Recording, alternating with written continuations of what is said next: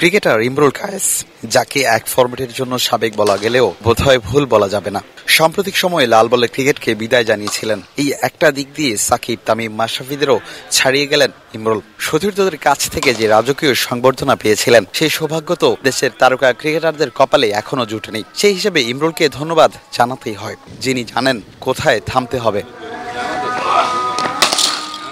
খুব বেশি মানুষের জানার কথা নয়, অস্ট্রেলিয়ায় সিটিজেনশিপও পেয়ে গেছেন এই টপ অর্ডার ব্যাটার। গত 2 বছর ধরে নিয়মিত যাতায়াত করছেন তাসমান সাগর পাড়ের দেশে। ক্রিকেটে থাকাকালীনই জাতীয় দলের তরুণ অলরাউন্ডার মেহেদী হাসান মিরাজের সঙ্গে এমকেএস ব্যাট কোম্পানি প্রতিষ্ঠা করেছেন। অজি তারকা শেন ওয়াটসনের সঙ্গে আগেই জানিয়েছিলেন যৌথভাবে একাডেমি নিয়ে কাজ করার কথা। ইমরুল থেকেই জানা গেল কবে নাগাদ একাডেমির কাজ শুরু হতে পারে। শেন ওয়াটসনের সঙ্গে একটা একাডেমি করার কথা আপনার চিন্তাভাবনা ছিল, সেটার আপডেটটা যদি একটু জানাতেন। ভাই দেখুন, এটা প্রাথমিক পর্যায়ে কথাবার্তা চলছে।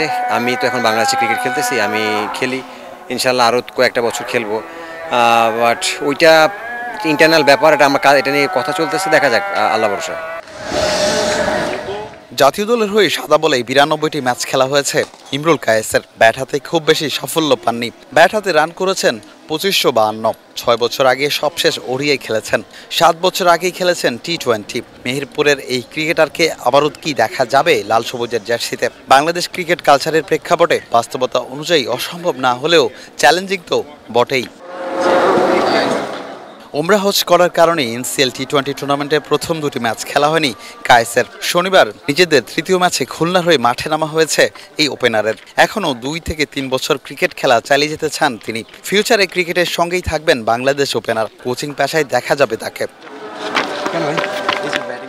সিলেট আন্তর্জাতিক ক্রিকেট স্টেডিয়াম থেকে বিলাল হোসেন শিমুল, ক্রিকেট 97।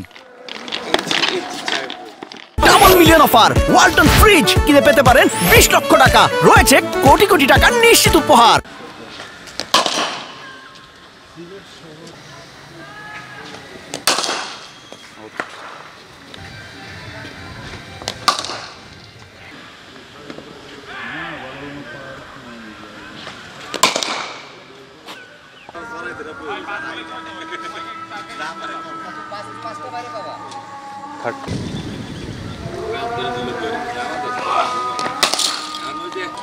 বৃষ্টি পড়ে, বৃষ্টি ঝুম বৃষ্টি, পুরো বাচ্চা রেনকোট পরায়।